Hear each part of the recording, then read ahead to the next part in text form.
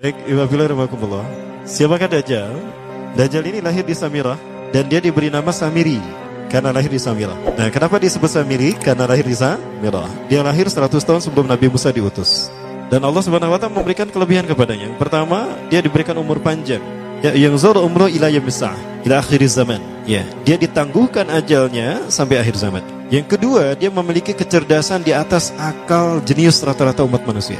Jadi sejenius apapun umat manusia yang normal, dia 60 tahun di atasnya. Sehingga penemuan-penemuannya, kecanggihan berpikirnya, kedewasaannya jauh di atas manusia. Rata-rata manusia normal. Yang ketiga, dia memiliki kemampuan sihir yang luar biasa. Apapun sihir yang selama ini kita saksikan, tidak ada yang mampu mengalahkan sihir dia. Sehingga saking luar biasa sihir yang dia miliki, seolah-olah orang mengenalnya selevel dengan Tuhan. Karena apapun yang semestinya menjadi perbuatan Tuhan, Dajjal bisa melakukannya. Nah, ini saking hebatnya sihir Dajjal. Nah, nasab kelahirannya adalah nasab yang aneh para Allah. Dia lahir dari termasuk Bani Israel. Bani Israel ini keturunan Nabi Yakub. Yakub itu gelarnya Israel. Keturunannya disebut Bani Israel. Dari Yehuda. Yehuda ini adalah anak laki-laki dari istri pertama Nabi Yakub alaihissalam. Nabi Yakub istrinya 4. Yang pertama bernama Ya'la. Dari Ya'la ini melahirkan 6 orang. Salah satunya bernama Yehuda dan Lewi. Lewi melahirkan Nabi Musa alaihissalam. Yehuda melahirkan bangsa yang kita kenal Yahudi. Salah satunya Yehuda ini melahirkan generasi yang pada akhirnya melahirkan Samiri.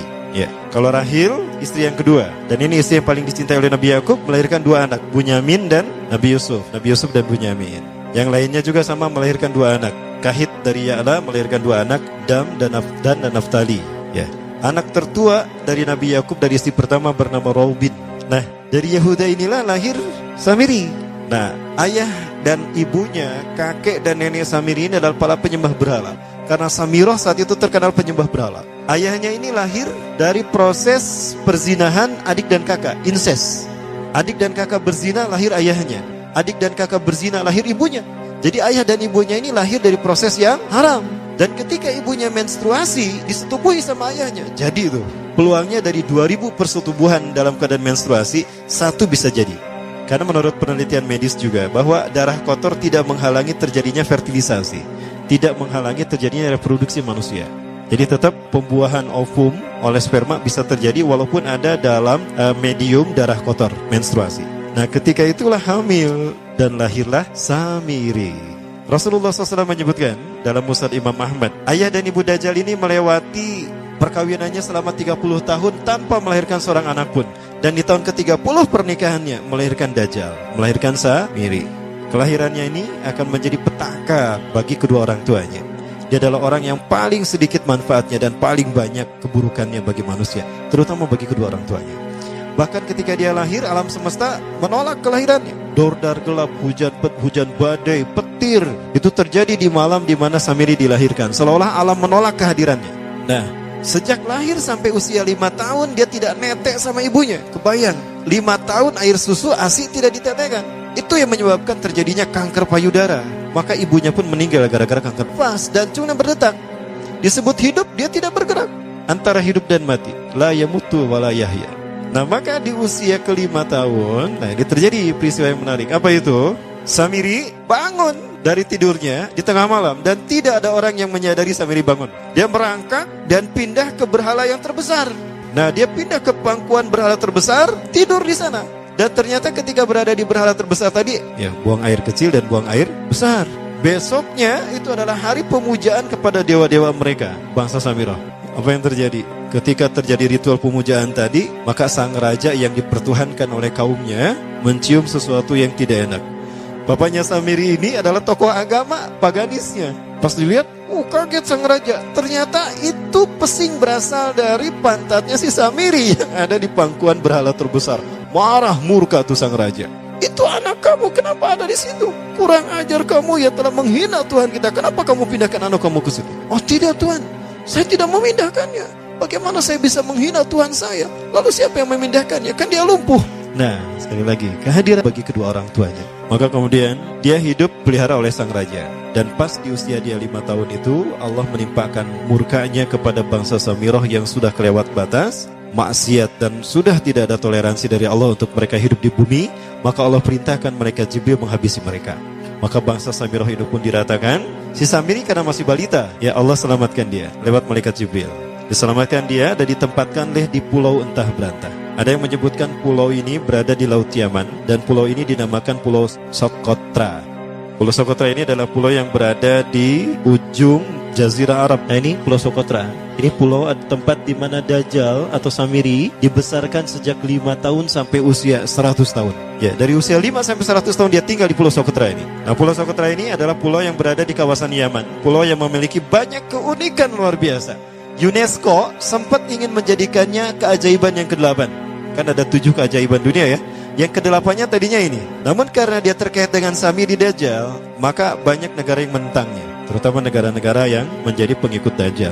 Maka pada akhirnya pulau ini dirahasiakan. Nah, sebetulnya pulau ini unik kalau kita ingin berekreasi ke sana. Namun karena posisi yang terpencil, jarang orang mengikutinya. Para wisatawan jarang mengunjunginya. Padahal sesuatu unik, termasuk binatang dan penghuninya tuh unik-unik. Pohonnya unik. Dunia menyebutnya pulau ini dengan pulau julukan dari pulau alien hingga pulau neraka. Ada juga yang menyebutkan The Jekyll Island. Pulau Jekyll Island itu bahasa barat, kalau bahasa kitanya Pulau Dajjal. Ya, sama dengan Pulau Sedir ya. Itu juga The Jekyll Island. Nah, Pulau Socotra kaya dengan flora dan fauna yang unik hingga saat ini belum ditemukan di tempat lain. Jadi tidak ada flora dan fauna yang ada di pulau ini yang ada di pulau lain di seluruh dunia. Hanya ada di pulau ini.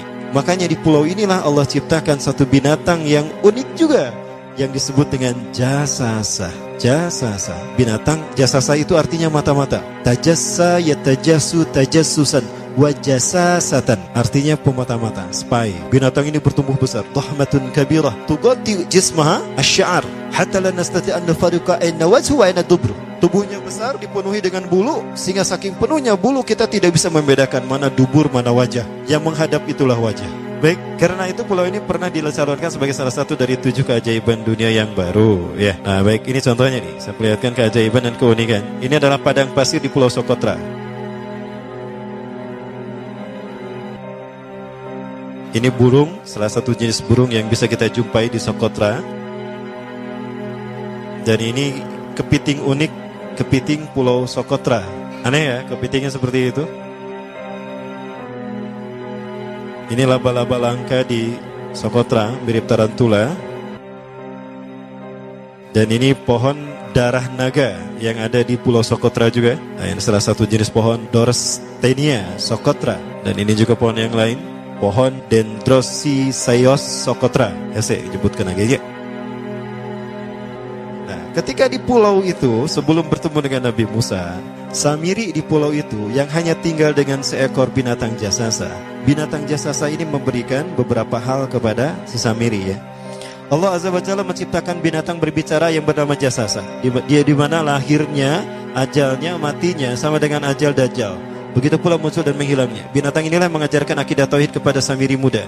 Pelajaran ini kononnya ditulis oleh Jibril alaihissalam dalam bentuk panel-panel atau prasasti. Isi prasastinya panel 1 yang ditulis oleh malaikat Jibril, panel 1 itu berisi kalimat la ilaha illallah, tidak ada Tuhan selain Allah. Ini dijelaskan oleh binatang jasasa.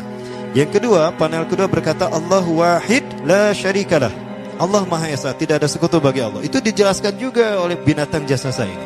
Nah, binatang jasasa ini sekali lagi dia bertubuh besar. Kategorinya adalah kelasnya itu mamalia, genusnya mamalia. Cuma saya tidak tahu nama spesiesnya apa. Pada tahun 2017, akhir dari bulan Agustus di Filipina ditemukan binatang seperti ini. Ciri-ciri binatang ini nyaris sempurna seperti ciri-ciri binatang jasasa yang disebutkan Rasulullah terkait dengan binatang yang memata-matai Dajjal. Tubuhnya penuh dengan bulu. Ini disebutkan dalam surat An-Naml ayat ke-82. Ya, binatang ini seperti ini dan dia tidak pernah jauh dari laut karena dia selalu ingin membasahi tubuhnya dan dia pun makan dari makanan ikan laut. Maka dia tidak pernah jauh dari pantai. Seperti ini. Nah, binatang inilah yang mengajarkan prasasti mengajarkan akidah tauhid kepada Samiri muda. Yang ketiga, engkau diurus oleh Jibril. Karena itu janganlah engkau mengkhianati janjimu dengan Allah. Hanya engkau saja di pulau ini. Panel yang kelima, makanlah dan nikmatilah makanan minuman yang menjadi rezeki dari Allah sesuai kehendakmu. Tidurlah sesukamu, tapi sembahlah Allah dalam berbagai keadaanmu dengan tasbih keesaan Allah kepadanya, yaitu dengan melaksanakan solat yang diwajibkan kepadamu. Allah lah sang raja, Allah yang Maha Esa. Dia tidak berayah dan tidak pula mempunyai anak. Allah Tuhan Tuhan yang maha besar dan maha agung. Dialah yang maha raja. Ada 7 panel. Panel yang ke-7 bercerita tentang Nabi Muhammad. Panel yang ke-6 6 itu bercerita tentang nabi-nabi, dan khusus panel yang ke-7 cerita tentang Nabi Muhammad. Jadi Dajjal sudah tahu, Samiri sudah tahu bahwa akan diutus Nabi Muhammad di akhir zaman, dan itu nabi yang terbaik, makanya dia iri. Nah, selesai panel ini disampaikan, maka binatang sejasasa berkata, wahai Samiri, saksikanlah aku telah menunaikan, innani qad fa'altu ma umirtu min rabbi. Demi Allah, saksikan aku sudah menunaikan apa yang diperintahkan padaku, kata binatang jasasa. Maka sekarang adalah perintah terakhir, yaitu pertanyaan dariku untukmu. Hal tu'minu billah, apakah kau beriman pada Allah? Wa bima unzila ilaih, dan dari apa yang diturunkan kepada nabi-nabinya, kepada Jibril maksudnya. Famadal jawab ya Samiri, apa jawabanmu hai Samiri? Samiri tidak menjawabnya. Lama ditunggu-tunggu, Samiri tidak menjawabnya, sehingga binatang ini pun pergi dengan menjerit dengan jeritan yang membuat Samiri ini pekak telinganya. 2 kali lagi datang lagi kembali kepada Samiri dan berkata binatang jasasa, ya Samiri, famadal jawab? Hal tu'minu billah, in tu'minu billah fatakunu mu'minan ajaba imanika ila yaumil qiyamah. Jika kau beriman kepada Allah, maka sungguh kau akan menjadi mukmin yang menakjubkan imannya. Inna ajalaka ukhirat ila akhir zaman. Sesungguhnya ajalmu ditangguhkan sampai akhir zaman. Jika kau beriman pada Allah, engkau akan menjadi mukmin yang menakjubkan. Fa in lam tu'min billah, tapi jika engkau tidak beriman kepada Allah, wa bima unzila ilaih, dan apapun yang diturunkan pada Jibril, innaka minal mal'unina ila yaumil qiyamah, dan kau terkutuk sampai hari kiamat nanti. Tidak juga dijawab. Pergi lagi binatang jasasa tadi sambil memekikkan suara yang pekikan yang keras. Yang ketiga kali yang terakhir dia bertanya kembali. Dan apa jawaban Samiri? Hei jasasa binatang buruk rupa, lihat di pulau ini tidak ada siapapun kecuali engkau dan aku. Dan yakinilah kalau panel ini bukan tentang Allah yang di langit sana, tapi yang disebut Allah itu saya. Hei jasasa, akulah Allah itu.